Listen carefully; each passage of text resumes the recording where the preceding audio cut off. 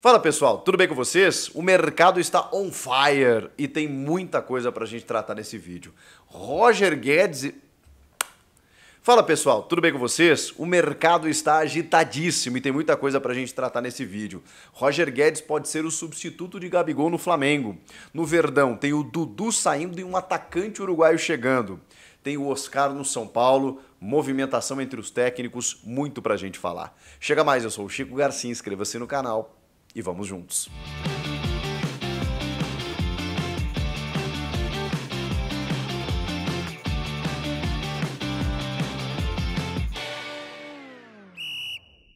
O sonho do torcedor corintiano seria a volta de Roger Guedes, ou pelo menos de muitos, de alguns, né, pelo menos que gostariam de ver o Diabo Loiro, né, o ex-camisa 10, camisa 123, o ex-atacante, né, fazendo uma dobradinha mais uma vez com o Yuri Alberto, ou até mesmo um substituto para uma eventual saída do Yuri Alberto. Mas parece que o Roger Guedes vai pintar num outro clube brasileiro. O Flamengo já mirou o atacante brasileiro como um substituto para o Gabigol, que já se despediu, já a gente não sabe onde ele vai jogar, né? Nessa entrevista que ele deu para o Podpah, ele atirou para tudo que é lado, disse até que gostaria de jogar no Bahia, porque gostaria de viver a experiência de jogar num clube do Nordeste, falou que não tem nada certo com o Cruzeiro, nem com o Santos, que ele não assinou nada com ninguém, ele tem propostas de Cruzeiro e Santos, mas ele tem outras possibilidades, né? O Corinthians já foi lá atrás, teve um pré-contrato com o Palmeiras, no Rio de Janeiro ele disse que só joga no Flamengo, mas então tem outras possibilidades, até mesmo de fora do país. Então, o Gabigol não será mais Flamengo e o Flamengo mirou Roger Guedes. O Roger Guedes, vocês sabem, tinha um sonho de jogar no Catar, porque ele ganha um altíssimo salário por lá. Já falei para vocês em vários momentos, ele é cotado, sondado para retornar ao Corinthians. O empresário dele é o Paulo Pitombeira, tem uma relação muito próxima com o Corinthians, mas assim, ele está muito feliz lá, até onde a gente sabe. Pode ser que o desafio de jogar no Flamengo o motive, né? Ele é um jogador que se identificou com o Corinthians, a gente sabe, mas ao mesmo tempo sabe que o Flamengo tem uma possibilidade grande de disputar títulos, assim como o Corinthians, né? Mas enfim, o Flamengo a gente sabe que às vezes tem um poderio financeiro para tirá-lo do clube Qatari e ao mesmo tempo pagar um salário perto do que ele ganha lá. No Corinthians seria um pouco mais complicado, a não ser que houvesse um acordo, né, com o patrocinador, mais ou menos num projeto como foi feito com o Memphis Depay. Enfim, aí daria para o Roger Guedes vir para o Corinthians, mas no caso é o Flamengo que está interessado, ele tem 28 anos, está no Al Rayan do Catar, tem contrato até 27, se não me engano, e o Flamengo vai ter que pagar, desembolsar, negociar com o clube do Catar, que não é muito fácil, e ainda assim pagar um altíssimo salário para o Roger Guedes. A negociação está em andamento. Outro profissional tentado pelo Flamengo é o Papa, o mago da base palmeirense, João Paulo Sampaio. Ele que trabalha no clube há mais de 10 anos, veio do Vitória da Bahia, trazido por Alexandre Matos, e começa a reorganizar toda a base do Palmeiras. E a partir dali, o Palmeiras fatura R$ 1 bilhão com a venda de jogadores, com o aproveitamento da base e, recentemente, aí, os fenômenos Endrick e Estevão. E quando eu falo fenômenos, eu falo por conta dos números deles, que, segundo o próprio JP Sampaio, que me deu entrevista lá no podcast com o Denilson Show, fenômenos que não aconteciam há 50 anos em termos de números em relação às suas idades, né? Jovens muito prematuros que decidiram, né, campeonatos para o Palmeiras. O Estevão por pouco não levou o Palmeiras a um tricampeonato. O Endrick conseguiu ser protagonista no Brasileirão de 2023. E na reta final de 22 também. Enfim, ele recebeu uma proposta do Flamengo e o Palmeiras até está otimista aí para mantê-lo no cargo. Vai ter que valorizar o profissional, né? Porque ele é muito visado, faz um trabalho brilhante o JP Sampaio e agora o Palmeiras vai tentar segurar o homem, né? Porque o Flamengo quer. Falando ainda sobre o Palmeiras, eu até vou pular uma notícia aqui, porque falando sobre o Palmeiras, o Dudu, a gente sabe, não vai permanecer, né? Ele tem uma proposta do Cruzeiro, tem uma sondagem do Santos também, vejam só, né? O Gabigol está entre Santos e Cruzeiro, o Dudu também. O Dudu postou uma foto com todos os troféus, ou parte deles, né? Acredito que todos, que ele conquistou nesses 11 anos, ou 11 temporadas, dá pra gente dizer, né? 10 ou 11 temporadas desde 2015, não, ele chega em 14, não, ele 2015, ele chega no Palmeiras e a partir dali muda a história do clube. O Dudu é um dos maiores jogadores da história do Palestra, e o ídolo de uma geração, o cara que mudou realmente, ele é um símbolo, né? Não foi só ele, mas ele é o símbolo de um Palmeiras que muda completamente a sua história, a terceira academia, a partir de 2015, Paulo Nobre, depois Maurício Gagliotti, agora Leila Pereira, vem numa toada aí, né, com vários treinadores, o Cuca campeão brasileiro 2016, antes disso, em 2015, eu acho que era o Marcelo estava... quem era o técnico em 2015?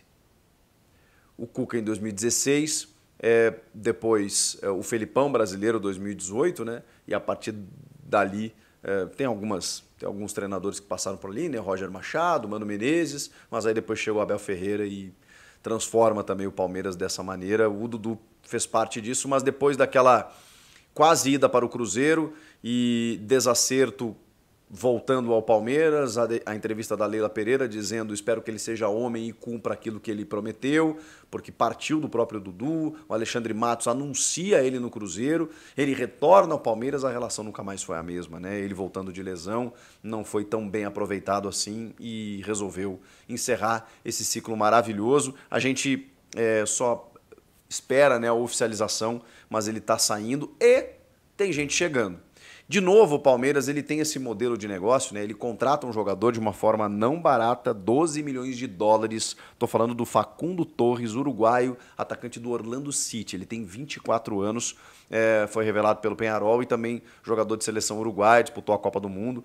Assim, ok, é um ótimo jogador, jogador que faz lado de campo, que é jovem, que é promissor, mas assim, a gente está falando de 12 milhões de dólares por um atacante que, na minha opinião, não é o cara que vai resolver os problemas do Palmeiras. Pode ser que ele entre num time ajustado, resolva e cumpra todos os seus objetivos, está tudo certo. Acho que o Palmeiras tem esse modelo de negócio e não dá para dizer que está dando errado. É uma decisão do clube. Eu, desse lado aqui, entendo que o Palmeiras, para dar o salto, precisava contratar, até por esses valores aqui, jogadores mais certeiros, mais assertivos, pelo menos é uma visão que eu tenho, mas enfim, o Palmeiras tem esse modelo de negócio e vai continuar contratando dessa maneira. Tomara que o Facundo Torres chegue e brilhe no Verdão.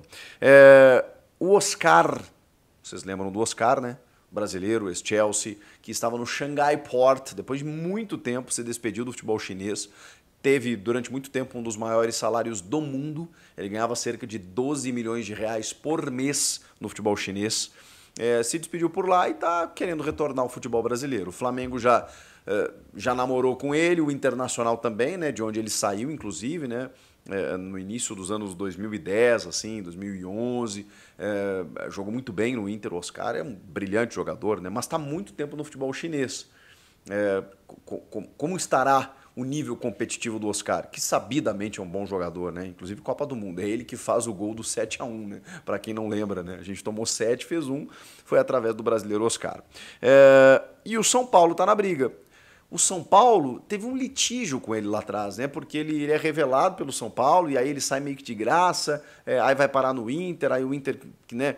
Aí o São Paulo meio que quase ganha na justiça, e daí ele fica no São Paulo, aí, no Inter, aí ele faz um gol e fala: eu tô aqui, eu vou ficar aqui, aqui é meu lugar, não sei o quê. Teve um negócio assim. Aí o São Paulo agora tá tentando, sei lá, fazer um realinhamento histórico aí, né, para tentar fazer com que o Oscar, que saiu lá atrás muito cedo, que não ressarciu o clube tão bem assim, né, porque ele acabou sendo vendido pelo Inter, né, nessa questão de, enfim, né, de formação do atleta, né, ele acabou por um imbróglio saindo do São Paulo naquele momento.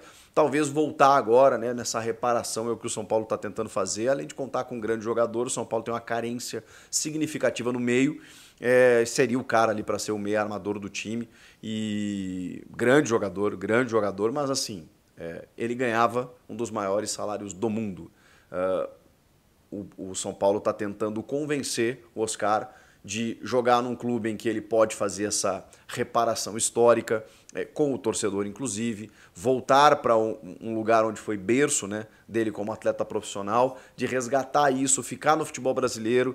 O São Paulo está tentando usar o lado afetivo para trazer o Oscar. Vamos ver se vai conseguir. O Inter também está na parada.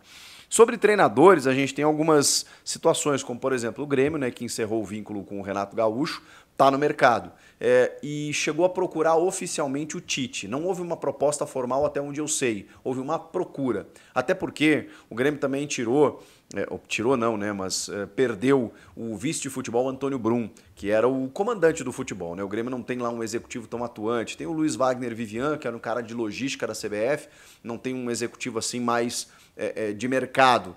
O Antônio Brum era o cara, era o olhar, né? Ele que ajudou a contratar o Soares também, junto do Paulo Calef, no início da gestão Guerra. Sai o Brum e, aparentemente, o cara que vai assumir o posto é Luciano Feldens, que é um advogado muito ligado ao Tite. Então, quando eu falo que houve essa procura, provavelmente pelos contatos próximos ali do presidente, mas não necessariamente uma proposta, até para saber qual a intenção do Tite. E o Grêmio recebeu a informação de que o Tite não quer trabalhar no Grêmio, não quer o futebol brasileiro, pelo menos por enquanto, e está esperando ainda propostas do mercado internacional. Ele vai tentar trabalhar lá fora, já tinha tentado isso depois da Copa, não rolou, pegou o Flamengo, de novo ele está esperando alguma coisa. O Grêmio se volta agora para outras possibilidades, e uma delas é do argentino Hernan Crespo, que já treinou o São Paulo, inclusive, e o Grêmio estaria negociando com o Hernan Crespo aí como uma possibilidade. Depois da recusa do Tite, se volta mais para a figura do Crespo agora. O Santos negociou com o Luiz Castro, mas não viu evolução, e agora está negociando com o Gustavo Quinteiros, é um argentino naturalizado boliviano que comanda o Vélez Sarsfield. Ele tem uma Copa, inclusive, para disputar agora no meio da semana que vem. O Santos está em compasso de espera para poder anunciar o treinador. Está meio atrasado isso, né? Porque o Santos foi o time que, de forma mais prematura em relação a todos os grandes clubes do futebol brasileiro, o Santos vai disputar a Série A, ele ficou sabendo que ele não teria o Fábio Carille, ele já poderia ter iniciado o seu planejamento e até agora não confirmou um novo técnico. Ficou nesse namoro aí com o Luiz Castro pedindo muito dinheiro, aquela coisa toda, e agora está negociando com o argentino Gustavo Quinteiros. Chegou a conversar, inclusive, com o Renato Gaúcho, mas o Renato não é uma unanimidade dentro do Conselho de Gestão do Santos, né? Tem um conselho lá que define muita coisa dentro do clube. O Marcelo Teixeira até se animou com a ideia, mas a coisa não evoluiu, não aconteceu, e a gente nem sabe se o Renato toparia, porque tem muita informação pelo lado do Renato que diz que ele gostaria de descansar nesses primeiros meses do ano. Vamos ver o que acontece. O Renato sempre é ligado, por exemplo, ao Fluminense. O Fluminense que poderia perder o Mano Menezes. Ele divide muito a torcida, porque embora os números dele não tenham sido ruins, né, o Fluminense, mesmo que tenha brigado para não cair até a última rodada e vence o Palmeiras no Allianz Parque, escapando do rebaixamento, ele tem um aproveitamento de 53%, 11 vitórias, 7 empates e 7 derrotas. Ainda assim, o jeito de jogar, a maneira como o Fluminense sofreu até o final, e o Mano Menezes é um cara mais conservador nesse sentido, mudando completamente o estilo do que o Fernando Diniz, por exemplo, adotava no Fluminense, ele acaba tendo uma rejeição muito grande. Ainda assim, o Fluminense está negociando pela permanência do Mano Menezes por mais uma temporada. E aí, a gente sabe que o Fluminense tem coisas importantes a disputar, como, por exemplo, o Super Mundial.